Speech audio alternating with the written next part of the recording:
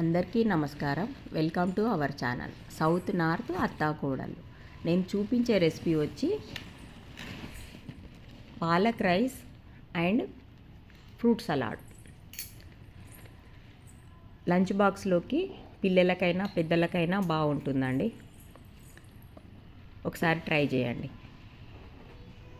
ఆకుకూరలు పిల్లలైనా కానీ ఇష్టంగా తినరు కాబట్టి ఇలా పాలక్ తోటి రైస్ చేసి పెడితే పిల్లలు రైస్లో మిక్స్ అయిపోతుంది కాబట్టి ఈజీగా తినేస్తారు. కొంతమంది పిల్లలు ఫ్రూట్స్ తినరు కాబట్టి మిల్క్ కూడా తాగరండి కొంతమంది పిల్లలు. అట్లా అనేసి పాలు తాగుతారు. పాలు పండ్లు కూడా వాళ్ళు తినడానికి వస్తుంది కదా, ఇట్లా చేసి పెడితే స్వీట్ లాగా చేసి పెడితే అట్లా అనేసి పిల్లలకి అని కాదండి, పెద్దలు కూడా తినొచ్చు. ముందుగా పాలక్ రైస్ చేసి చూపిస్తానండి, తర్వాత ఫ్రూట్ సలాడ్ చేసి చూపిస్తాను. ముందుగా పాలక్ రైస్కి 1 కప్పు రైస్ తీసుకొని కడిగేసి కుక్ చేసి పెట్టుకోవాలండి.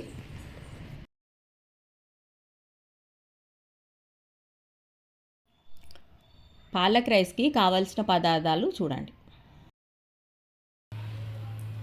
2 పాలకూర కట్టలు, 1 స్పూన్ జీలకర్ర, 1 పెద్ద ఆనియన్, కొద్దిగా కరివేపాకు, తగినంత సాల్ట్, పుదీనా, 4 పచ్చిమిర్చి, అల్లం వెల్లుల్లి, మిరియాల పౌడర్, పసుపు, కొత్తిమీర. ఇప్పుడు నేను ఇది పాలకూర కడిగేసి మిక్సీలో వేసుకోవాలండి. కడిగి పెట్టుకున్న పాలకూర మిక్సీ వేసుకోవాలండి.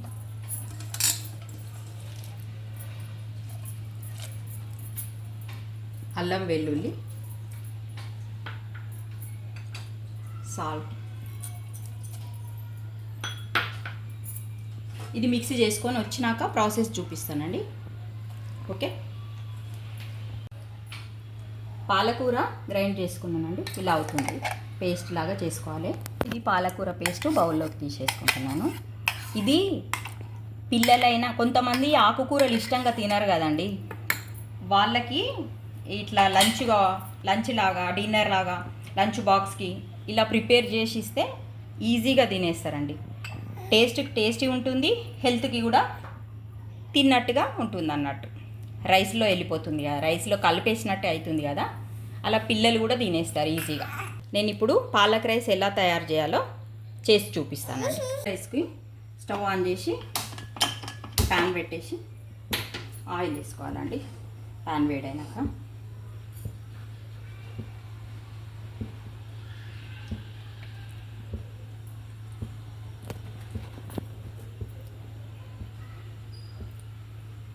Oil వేడైనాక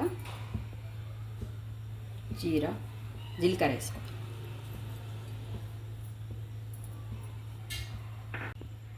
oil వేడైందండి.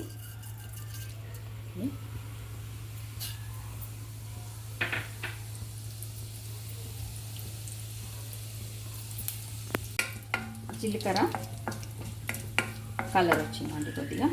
ఇప్పుడు ఆనియన్ వేసేసుకుందాం.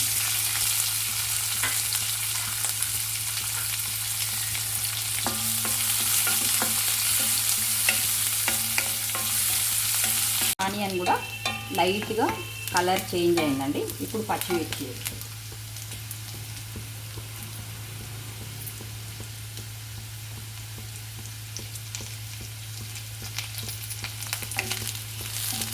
కొద్దిగా పచ్చిమిర్చి ఫ్రై అయిన తర్వాత కరివేపాకు వేసుకుంటాం.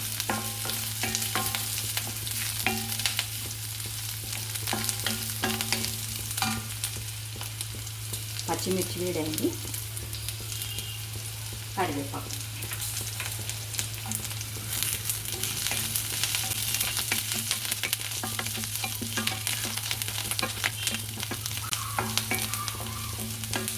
ఇప్పుడు పుదీనా వేసుకున్నాను. కరివేపాకు కూడా ఫ్రై అయింది కొద్దిగా. ఇప్పుడు పుదీనా వేసుకుంటాను.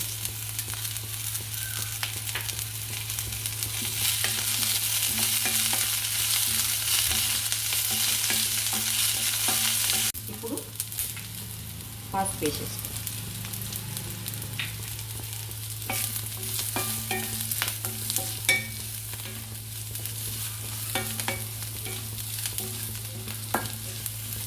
ఇప్పుడు పాలకూర పేస్ట్ వేసేసుకోవాలండి.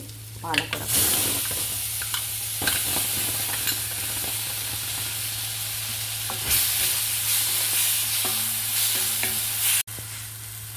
కొద్దిగా ఇలా ఫ్రై చేసుకోవాలండి. సైడ్ నుంచి కొద్దిగా ఆయిల్ బయటకు వస్తున్నట్టుగా కనిపిస్తుంది మనకి. అప్పుడు దీంట్లో మనము అన్నము వండుకొని చల్లార పెట్టుకున్నాం కదండి, ఆ రైస్ కలిపేసుకోవాలి. ఇంకా సైడ్ నుంచి ఆయిల్ వస్తుంది చూడండి మీరు. ఆ టైంలో రైస్ యాడ్ చేసుకోవాలి. కొద్దిగా ఫ్రై కావాలి ఈ పాలకూర పేస్ట్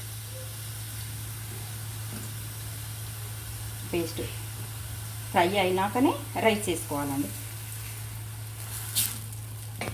రైస్ వేసుకున్నాక మిరియాల పొడి కలిపేసుకోవాలి. పైన వేసేసుకోవాలన్నట్టు లైట్గా మిరియాల పొడి. ఇది కొద్దిగా ఫ్రై కానివ్వండి. ఇంకా ఈ పాలక్ రైస్కు పాలకూర పేస్టు ఫ్రై అయిందండి. ఇంకా దీంట్లో చల్లార్చిన అన్నం వేసుకోవడమే, అంతే. వేసుకొని పైన మిరియాల పొడి చల్లేసి సర్వ్ చేసుకోవడమే. ఓకేనా?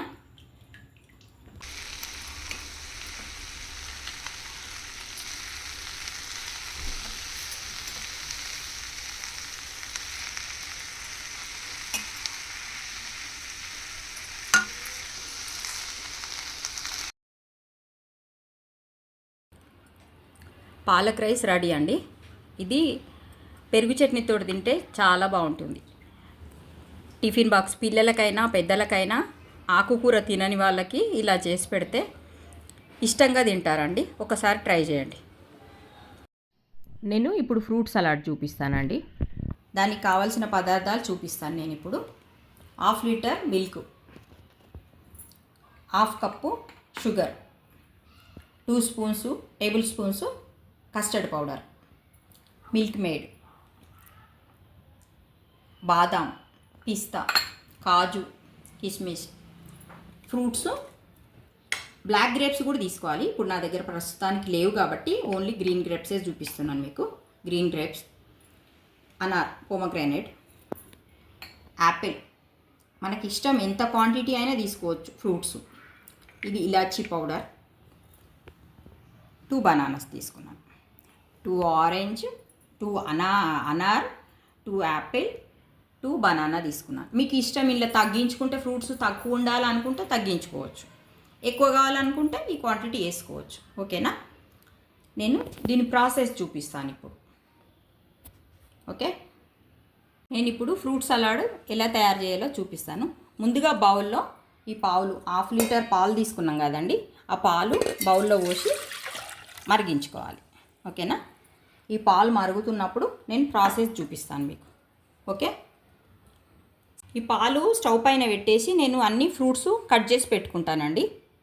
అంతలోపు అవి పాలు మరిగిపోతాయి. ఓకే, కస్టర్డ్ కోసం మనం పాలు స్టవ్ పైన పెట్టినాం కదండి, అవి వేడెక్కినాయి. ఇప్పుడు దాంట్లో షుగర్ యాడ్ చేసుకోవాలి. ఓకేనా? ఇప్పుడు షుగర్ యాడ్ చేసుకోవాలండి.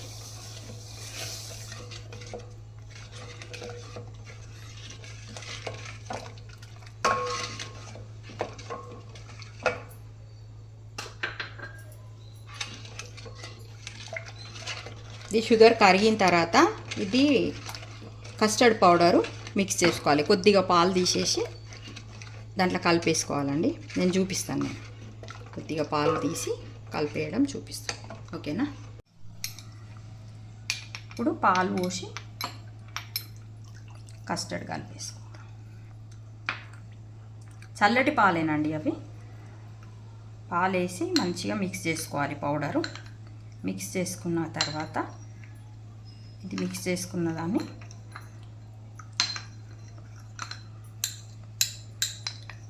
పాలల్లో కలిపేసి మిక్స్ చేసుకోవాలి. మళ్ళీ ఇది దీంట్లో కలిపేసుకోవాలి. పోస్తూ కలపాలండి, గడ్డగట్టిపోతుంది లేకపోతే.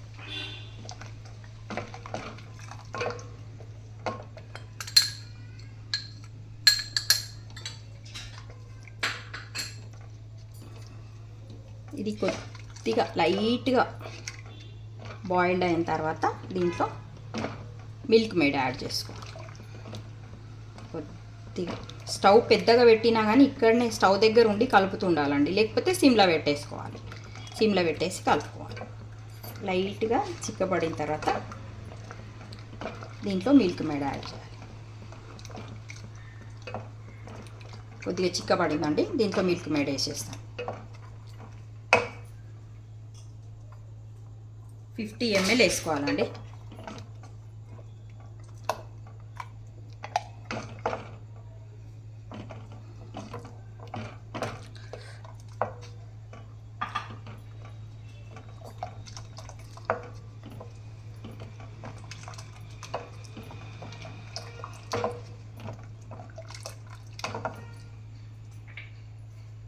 దీంట్లోనే ఇలాచి పౌడర్ కొద్దిగా, ఫ్లేవర్ కోసం అంతే. ఇది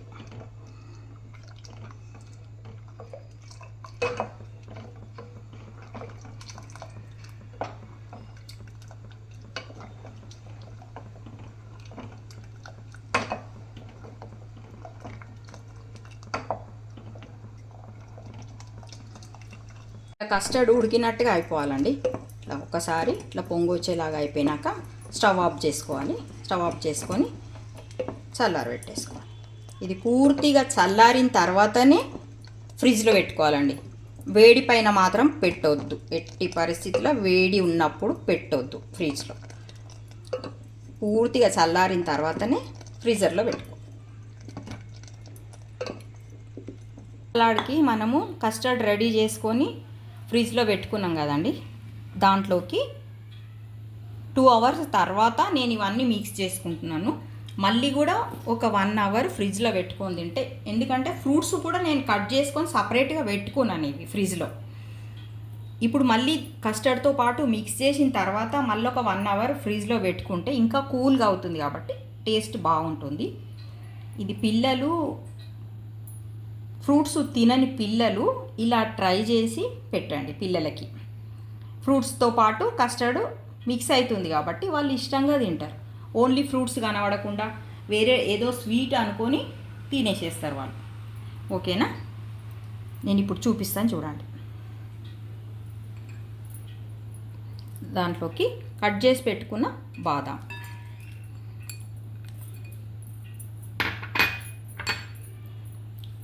కిస్మిస్, కట్ చేసి పెట్టుకున్న కాజు,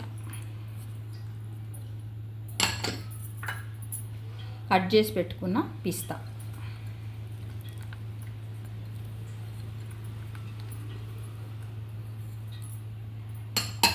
ఇప్పుడు నేను ముందుగా యాపిల్ కట్ చేసి పెట్టుకున్నానండి. కొంచెం కలర్ చేంజ్ అయింది. ఎక్కువసేపు, చాలాసేపు ముందు కట్ చేసి పెట్టుకోవద్దు, యాపిల్ కలర్ చేంజ్ అవుతుంది. అందుకని నేను ముందు చెప్తున్నా కలర్ చేంజ్ అయింది అనేసి. ఓకేనా? ఇలా యాపిల్ కూడా వేసేసుకోవాలి. తర్వాత అనార్ సీడ్స్,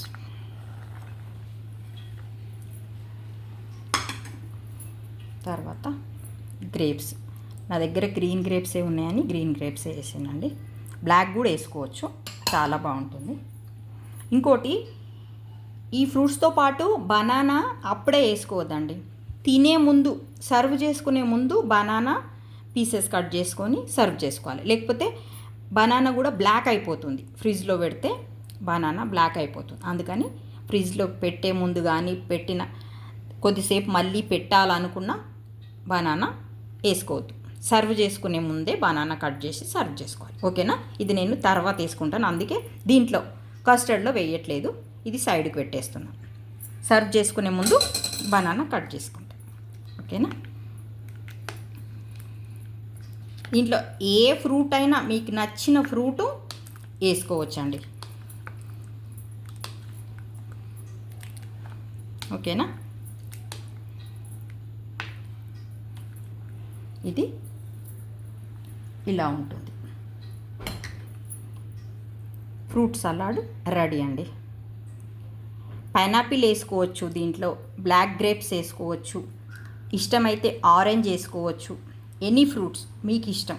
మీ ఇష్టం ఉన్న మ్యాంగో వేసుకోవచ్చు అన్నీ. మ్యాంగో సీజన్ కాదు కాబట్టి నేను మ్యాంగో వేయట్లేదు, అందుకని మీరు మ్యాంగో సీజన్లో చేసుకుంటే మ్యాంగో కూడా వేసుకోవచ్చు.